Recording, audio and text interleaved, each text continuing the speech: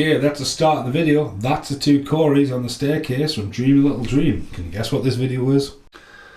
Oh man, it needs. Does it need that extra bit of effort? Does it? Does it?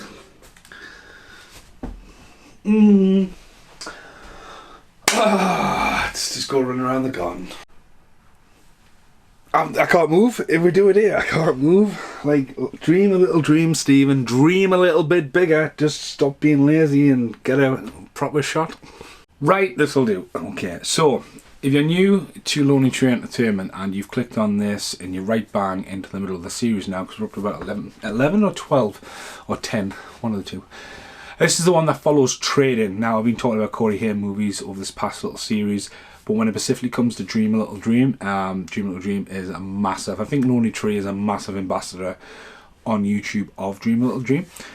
I'm going to repeat myself now for reoccurring viewers and for new viewers. I plead you to leave this video right now and go check out the one earlier last year in HMV, when we literally took the lights, cameras, action to HMV and had a massive rant and showcased all the collections of Dream a Little Dream over the years. Now, 2 days ago, I arranged to meet up with Corey Feldman again. Obviously a couple of years ago I got to meet him for the first time. It was awesome, and I am tempted right now to take a Dream a Little Dream and get it signed, because as a film I'm honestly going to lay it straight with this. Now, there's going to be no cutaways. Again, check out the other videos. There's a massive one in HMV. There's an update video. There's the awareness video of that Dream a Little Dream would get its UK release in 2022 within the UK. And Dream a Little Dream has appeared throughout the channel. Podcast with Carl McSorley's on the channel as well, and as I say, it's been popping up for ages. And I've got massive love and bizarreness for this movie, would be a good word. Now, as a kid, and trying to find Corey Haim and Corey Feldman movies, Dream a Little Dream just seemed to be the red herring. It was advertised in, well, if you lucky enough to get any of Corey's films, and this one specifically just shot me in the foot as it has nothing inside, because that's Vestron. So First Independent brought out Prey of the Roller Boys, Dream Machine and Fast Getaway, and Dream a Little Dream was pictured in the inner box, Corey Haim on VHS, and you know, just never seen it. Now I'm lucky to own two different variants of Dream a Little Dream on big box and Dream a Little Dream to go on from Vestron into First Independent, so it's seen a sell-through and DVD, and now after 30 years is available in the UK on Blu-ray through Vestron. So check it out, grab it. Audio commentary by film historians on there, I think music cues, and so it's available. It's got a brand new cover, but as it's actually in my hand, actually it's down here, so there you go, it's released. So make sure you check that out, especially when it physically gets released at HMV. There's a vlog about that, so there's a second part of the video after the massive video we did when we're trying to track it down. So I've waffled a lot about Dream a Little Dream. As I say, it's got audio commentary, feature trailer, TV spots, interviews as well, but yeah, as I say, it's available now, so you want to talk about availability of that. It's one of the very few movies of Corey Haim available in the UK right now in 2023. Hopefully there'll be a lot more coming. So when I was a kid, if you know the story, you know the story. My mum lives in England, my dad lives in New Zealand, and in Motueka in 1996 was the first time I ever seen Dream a Little Dream on a physical copy. And here we are. Boom, that's the New Zealand big box VHS. Absolutely cream biscuits when I seen this. Again, never seen the trailer then. It was because it's Vestron, it wasn't advertised on Dream a Little Dream or Fast Getaway. As I say, Jason Robards, Corey Feldman, Billy Piper, Meredith, I can never pronounce it, Selena, Dean Harry Stanton and Corey Haim. And that's the front cover, and that's what you see on the stairs. I'm going to say this, I'm going to say it again. After I watched Trading, I watched Dream a Little Dream. The last time I had a few beers, and again, there's some of that nostalgia trip now. I remember seeing in New Zealand, I've got fond memories of it, but not knowing what the fuck was going on, and to be honest with you, it wasn't one of my favourites. The chemistry between Corey Haim and Corey Feldman skyrocketed at this point, but at this point I think they're Stoll's gears, and I'll talk about that openly about it.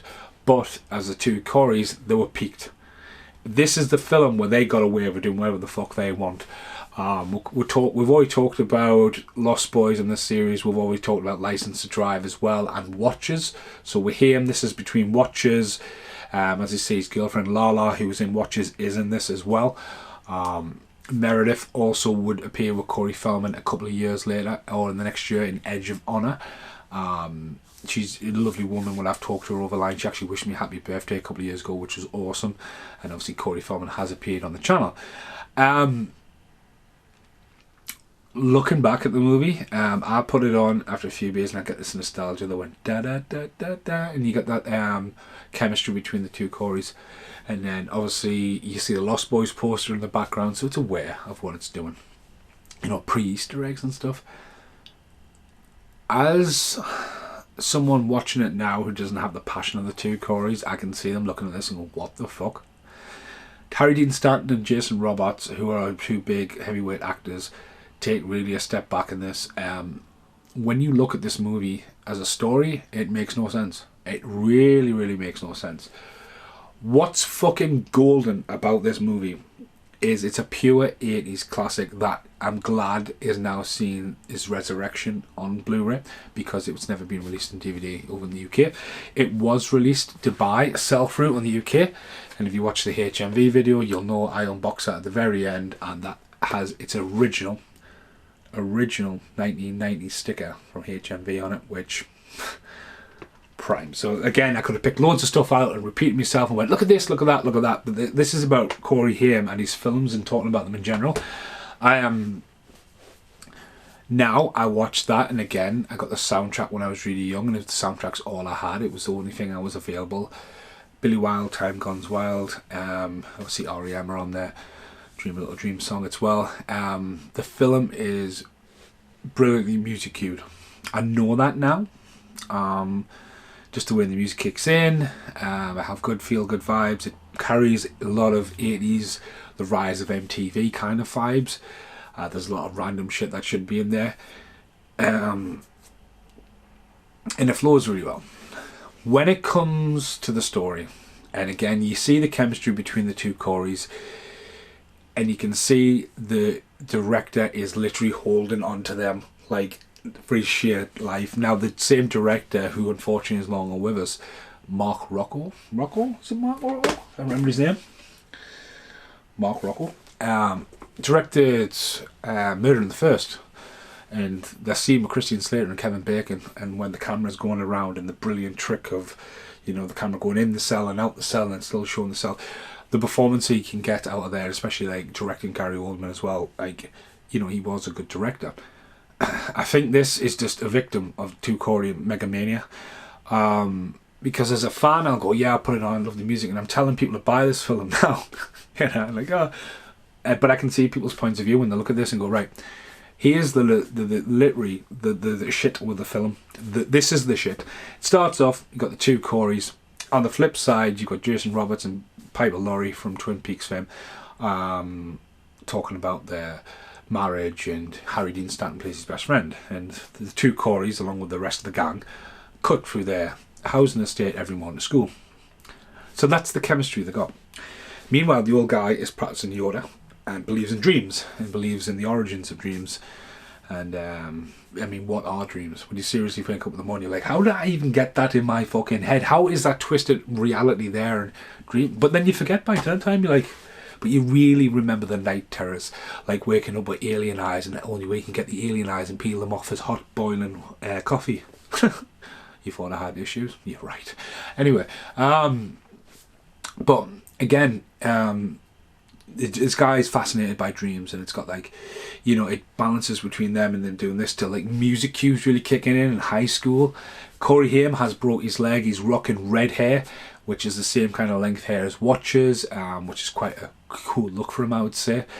But he looks drained. He looks milk drained, and both of them look like they're off the tits. The school's not going great. There's mixtures of romance, and then one night the mix up between the boys and girls, and he says, she loves that. There's this very weird edit, there's a very weird idea, there's a very weird what the fuck happens. As Corey Feldman's running, I think Corey Haim's trying to run with his stick. He's got a broken leg in real life. Trying to run with his stick. Meredith's on a bike. For some reason, they both cut through the old people's home as they're doing the yoga. Boom! I mean, again, music cues as an editor, I appreciate that, but it is quite unique. So the old man disappears into Corey Feldman's body. Meredith seems normal. So Piper Laurie's character doesn't seem to go into Meredith, right? Are you keeping me with me here? Corey Feldman ends up in Dreamland, and Piper Laurie is also in Dreamland. That I can remember. Right?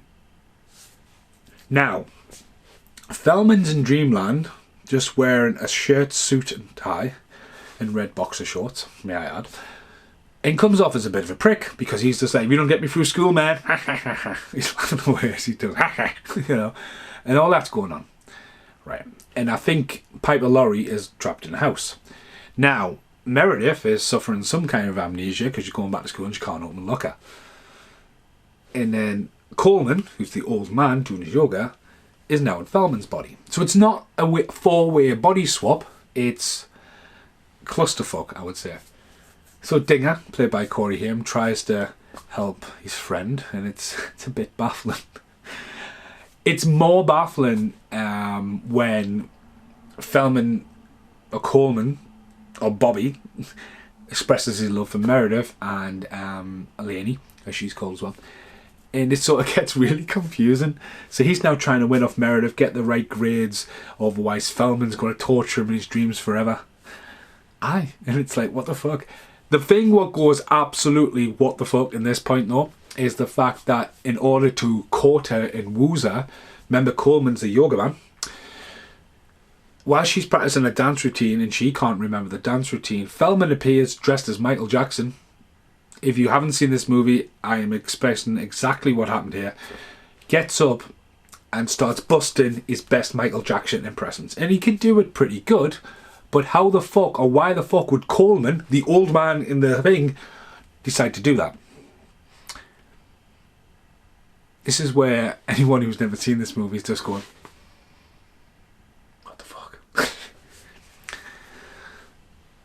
It has a fairy tale ending at the end.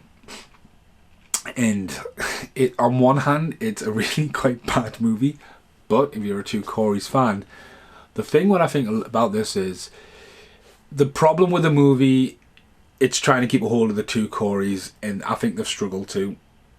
With Corey and his power trip, not saying he had a power trip, I'm just saying being able to do what he wants, and this is cool and what to do, but I think at this point when this film was made, there wasn't a bigger picture, a bigger board, people going, well, maybe he's filmed some alternative cuts, or maybe he's changed the edit. But when you look back at it, it's a fucking 80s gem, because it could only exist in the 80s now, you know what I mean? And like, the way, I can't express enough how much the music really, really carries the movie, and the movie just, you know, for me, it's got so much nostalgia.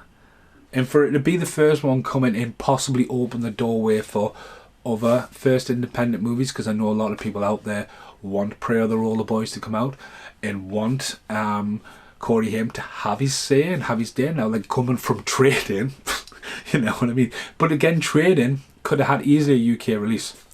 You know, and the amount of films that come out on a daily basis, or a weekly basis, I should really say, and they're just cannon fodder. They don't even make it to Netflix and stuff like that. There is a place for any kind of actor or star to, you know, like find their movies and, you know, go, right, cool, this is a movie. So Dream Little Dream is available. If you're a Corey fan, it's out there now. You can pick it up for all the main retailers on Vestron. It is interesting to see where they would go and what could creep out next. But again, if you like Corey movies, check out this channel. This is about the 10th and 11th episode in the series. They're all different. They're all unique videos. I'd say there was no point going overboard with Dream Little Dream. It's nice just to sit down and just deadpan the camera and talk about this movie as a movie, and not go, look at this, look at that, look how baked he looks on that cover, look how different this cover is. Check it out. I'll see you in the outtakes.